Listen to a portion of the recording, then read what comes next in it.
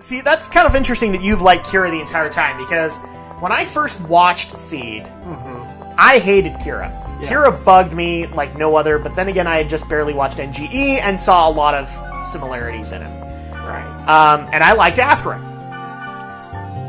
But as I watched Seed Destiny, and I'm going to recommend that you watch that too, and as time has kind of gone on, I don't like Atherin anymore. Really? And I like Kira.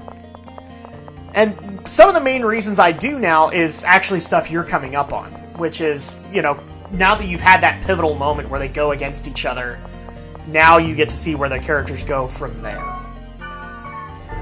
And that's actually, in my opinion, where the series gets really good.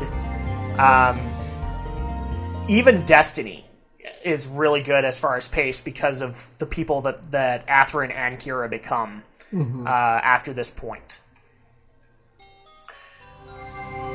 I'm trying to think of some other... There are a lot of things I want to ask you about whether or not... So you like the series as a whole? Yes, I'm enjoying that. And you're not... I wouldn't necessarily call you a mecha fan. You know, so the biggest thing that would lure you in doesn't in this case. Yeah. And you haven't even hit the point where, like, you start getting some of the elite Gundams and things like that. Right. I will be very interested to see what you think of those. Oh, right. Are we getting a cutscene? No, it's just loading. Oh, it's the world. Oh, here's the other thing I wanted to ask you. The other school kids that are with Kira, have they gotten to the point where they're annoying the crap out of you yet? I know one of them has died since then. Spoiler alert, guys. The statue has run out. But, like, Sai. Or Flay. I'm still interested in Flay.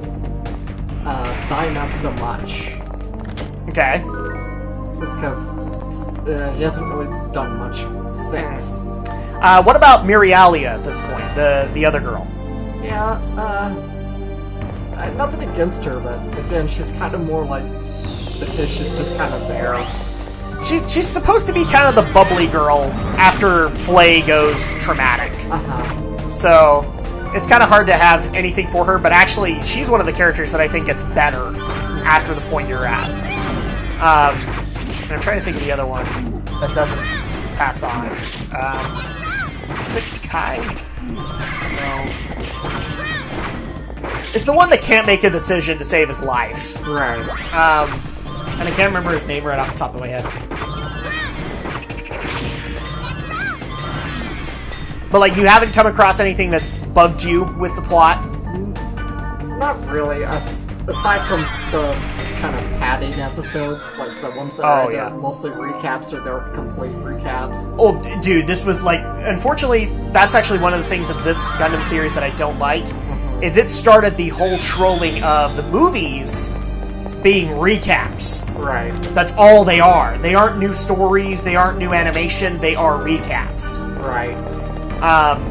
And after that, every Gundam series that had to have a movie just did a recap movie. Yeah, and I hate recaps, period, and I hate them, and now that you tell me that, I hate them even more when movies essentially just... When they do movies of it, yeah. Or just recaps, or just re-edits. The only thing that they did for those is, like, occasionally they redid a scene, okay? Right. That's not enough, though. Like, that doesn't change the emotion of the scene or anything like that, and I've seen at least 3 of these movies. I did not watch the 4th. And I did not watch I think there's a Destiny movie that is a recap as well. But overall, I'm glad you're enjoying it, because at that point, this is kind of the gateway for you if you want to take in other Gundam series that are better by comparison.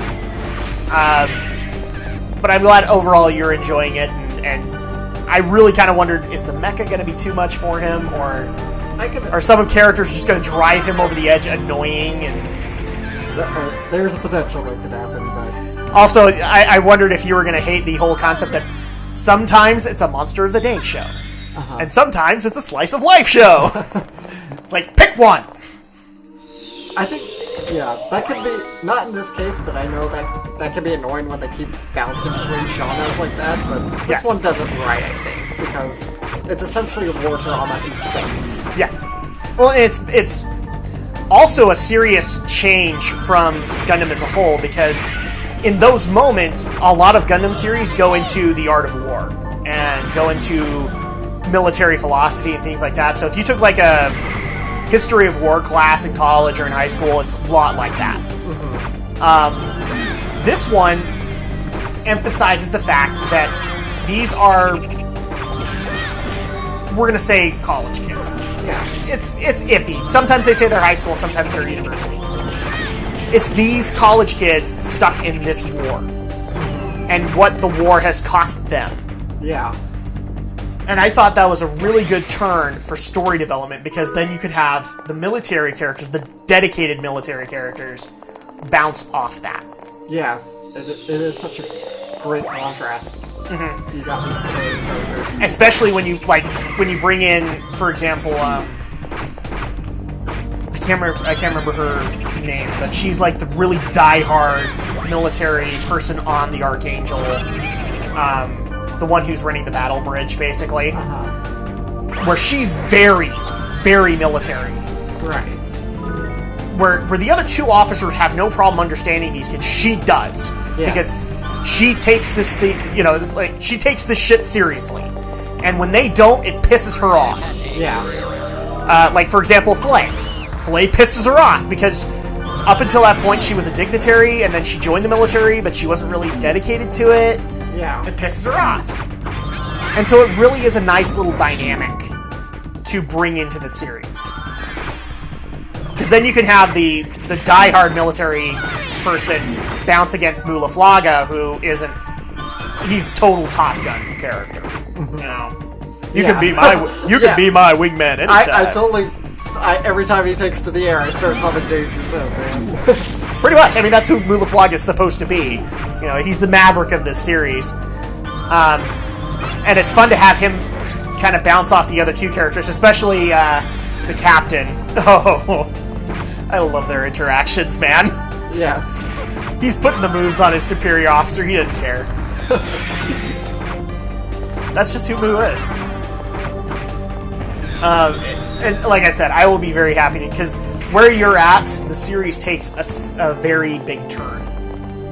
Yeah. And actually, one of the things I decided against it. I'm going to ask you about this character because you've only had very little interaction with her. Lacus Klein. I love Lacus. I do. She is such a... If you like her now, I will spoil this a little bit. She gets better. Awesome. She gets better. She's actually one of the things I have consistently loved from Seed to Seed Destiny, because in Seed Destiny, some characters take some weird turns, and I don't know if I like those weird turns, but Lacus never does. Lacus is Lacus. Yes. And I especially like her interactions with Kira later on, where she's... Let's put it this way, she applies a proverbial bitch slap to Kira, and it's worth it. Yeah. It's the slap heard around the world that Shinji should have gotten. And I just gotta mention this, but I just watched an episode over the weekend, and somebody was talking with Kigali, and one of them says, excuse me, so I just had to add in princess. Yeah. I totally gotta get that and add that, make that a meme. No, I've seen other people do it, and I actually put in the link one when she says that, and it gets worse, too. It gets worse. Just wait till Seed Destiny, where she becomes kind of a flip-flop character. Spoiler. Right. You'll get it. I'll get it. You'll get it as soon as you see it. But I have no problem with Kigali, except in the fact where she should have stuck to her guns. She has a problem doing that when she's princess mode. Yeah. She can't stick to her guns, and then sounds preachy. I also will admit I didn't necessarily like the whole fan servicey moment we had to do when her and Athrun were stuck on the island. That, I think, detracted a little bit. I kind of like that episode. It didn't go. I like the episode. I just don't think you needed to have that moment be all fan servicey. They could have gone probably a lot worse than they did. Yeah. I think they did it fairly well. Oh, yeah. It could have been done a lot worse. But where Lacus is going to become kind of a defining moment for Kira, Kigali kind of becomes that for Athrun, and so that's why I like what comes of her in Sieves. Is she's kind of the turnaround for Athrun at that point.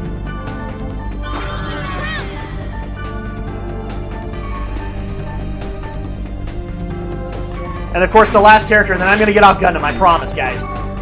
Because I want to ask him about is the Ramba Ral character in this series, Andrew Waltfeld, the Desert Tiger. Because they have a particularly good comedic moment with Andrew Waltfeld. Right. Or you know what I'm talking about? Fortunately, I'm forgetting. It's the. Do you remember when they're out of the market? And where Kigali tells Kira that he needs to have hot sauce with his... Oh, right. And then Walfeld comes in with the other. Right, I remember now. I do remember now. So then at that point they meet and they get who Andrew Walfeld is. Why do I bring up Andrew? No reason.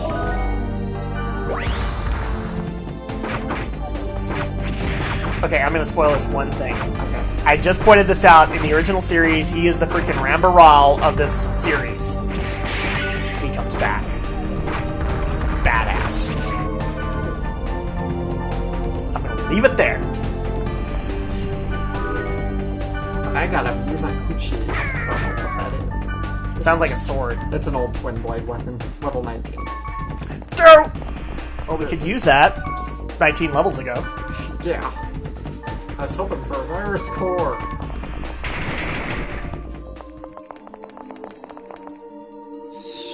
And so I'm guessing we're looking for more Epitaph of Twilight stuff here in this level. We're going to... This is the world that was in there. We're going to meet an informant who can shed some light on it. Is this the same informant that worked for Orca? Possibly. Linda? No, not Linda. Okay. I always laughed at that, because like everybody else has Black Rose, Balmung, Mistral, Linda. It's like, seriously? That's your creative name? I was absent on creative name day.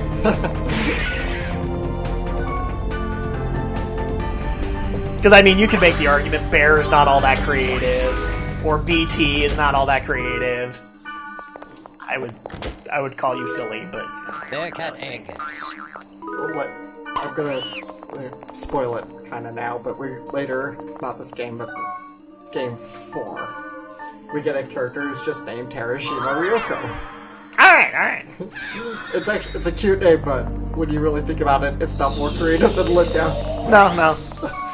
Well, Pyros, I mean, you kind of wonder if that's just kind of based off of his name, or what's the other one, the guy from Legend of the Twilight, the guy who annoys the ever-living crap out of me. I don't know. The annoying French guy. Annoying French guy? I can't say I know who you're talking about. I found it funny, because he's the annoying French guy who has a French grunty.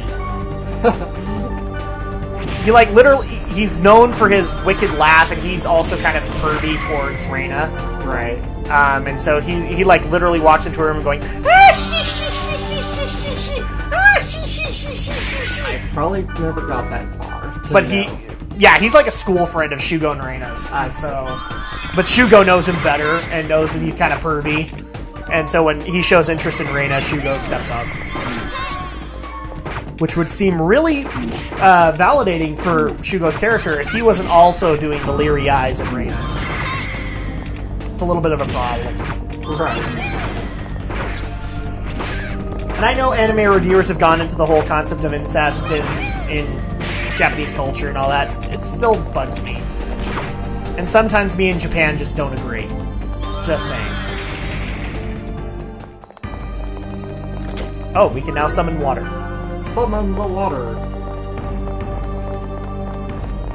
That just reminds me of a story that I don't want to tell. Okay. It's okay. I used to do the Yu-Gi-Oh thing. Yeah. We tried it out for the heck of it, and my buddy Jin decided the game was not lively enough. Mm-hmm. And so when he got a card that actually made it so that he could summon the water, he literally summoned the water. Took a glass of water and splashed it on the card table, and we went, dude, you just ruined all these cards. He's like, oh crap! It's like he didn't think about it till then. He was in the moment. Well, it doesn't... Well, if only Yu-Gi-Oh! Really did involve expensive holograms, then they wouldn't have had to throw one at it. Yeah, exactly. Like If it did, then he would have had to do that, and then we would have been okay. We may have had to explain a few things here and there, but, you know. It was so dinky. Like, we laugh at Yu-Gi-Oh! Now. We laugh at the series because it is hilarious. Yes. But we actually, like, one year debated whether or not, like, when the dual discs came out, Yeah. we debated whether or not to get them. Just because we wanted to have that corny-esque live duel kind of thing. Just for the heck of it, you know? Right. We just go out and buy the dual packs, you know, or the decks that you can get for the specific characters, and then just say, okay, I'm Yugi, you're Kaiba, and we'll go.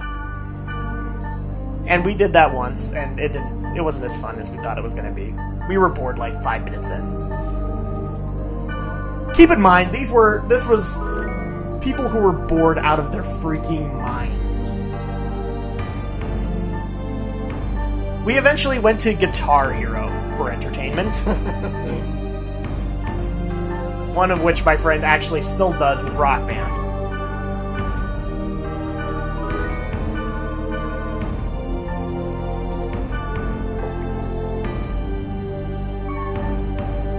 What to get rid of? Ooh, A Night Glaive. that actually gives you 25 attack. I might keep that for Gardenia. I got rid of the Hands of Ebony. Why do we want to keep something for Gardenia? She doesn't like us. She does. She's just doesn't like to show it. She's a very Tsunade character. I think, anyway. You had to bring up Lady Tsunade.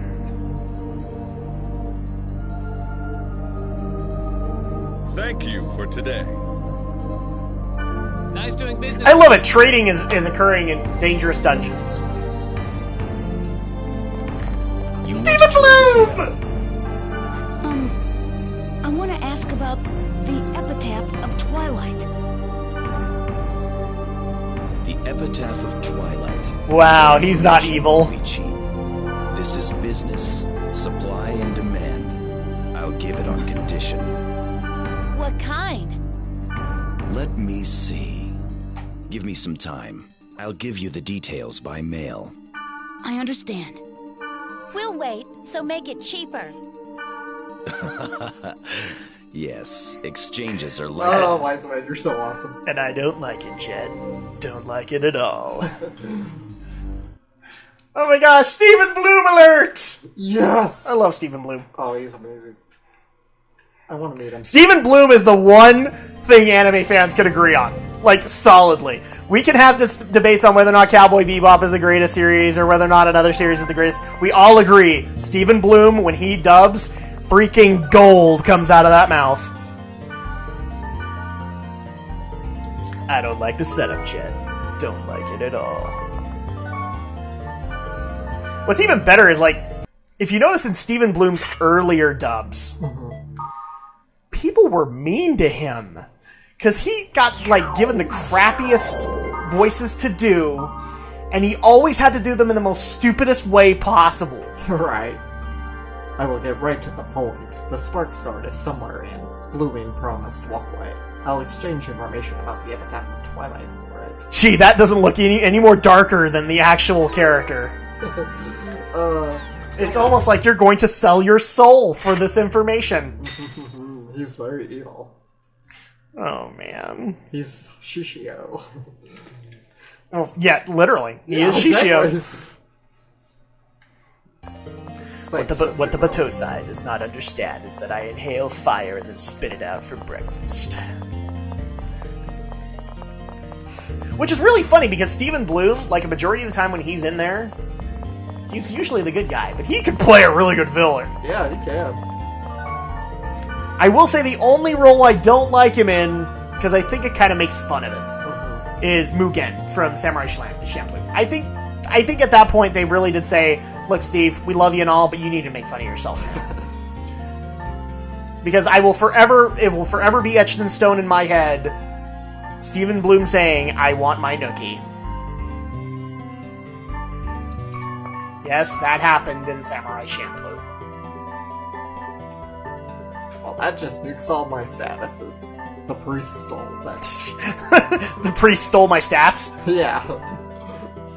But I'll save it and give it to Wise Man later. No, I'm gonna laugh my butt off and then see a piece of armor his priest gave. And it's like super upgrade, so I'll be like, the priest finally gave you stats.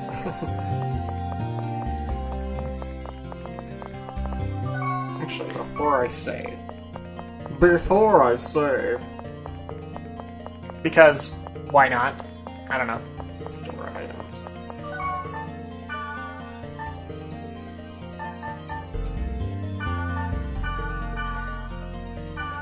And I wish I could say, like, I was getting into some really good anime right now, but I am not.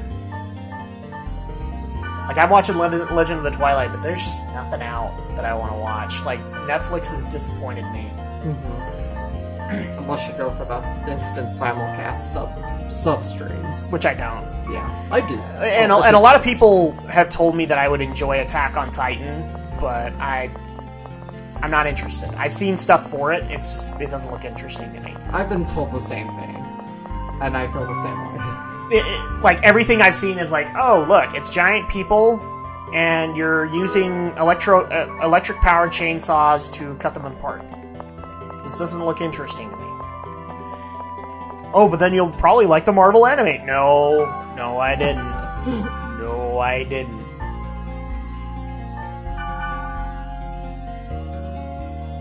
Good old Mistral. Always dependable, always reliable, always cute. Always burning Hot Pockets.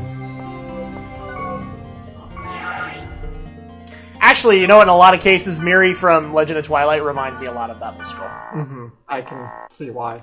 Where she wants every item in the game. Yeah. Oh, crap.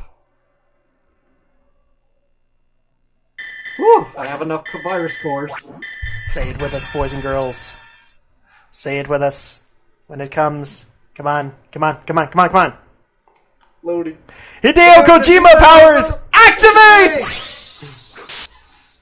Alright, we've seen it a million times. Yes, we've seen it a dozen times, but I don't have a problem saying Hideo Kojima powers activate. Especially now that we have the weird double standard in this day and age, where Kiefer Sutherland is like the ultimate badass hero. The But where Spark Sword else? is in this Because nothing could dungeon. ever just be on the field. People may be wondering why I said what I did. Okay, Kiefer Sutherland does 24. And at least Alex knows that series, right? Yes. Well, 24 just barely came back. Kiefer Sutherland has also been cast to be playing the main character from here on in the Metal Gear series. Wow. So it really is, and if you look at when they did that character, the facial capture is all Kiefer. So it really is Jack Bauer with a beard and a mustache and a cigar. I wish I could say more about it, but it is. Da fool. We have too many fools in our pockets. I know we do. Might as well just sell off all my magic. I rarely use it. Yeah, and then you're gonna sell it, and then you're gonna come across an encounter that you're gonna need it. Yeah. That's the way this works.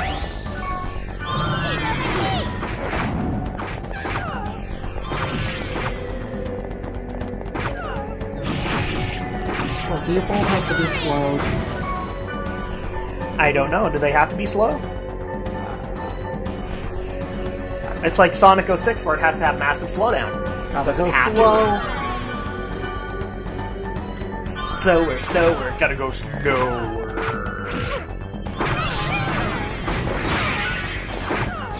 Come on, you bitch, give me a fire score. 6-side blade. That's not a fire score. So I'd rather not have to get farmed with them later. Hey, at least it's not like frickin' Ultima where it was like, when you beat the monster, you find a spear, a spear, a spear, a spear, a spear, a spear, a spear, a spear, a spear, and 6 gold pieces. 6 gold doubloons. But in order to get those 6 gold doubloons, you have to go pick up all the spears and then put them down again. I love Ultima as a series, but Ultima had some problems.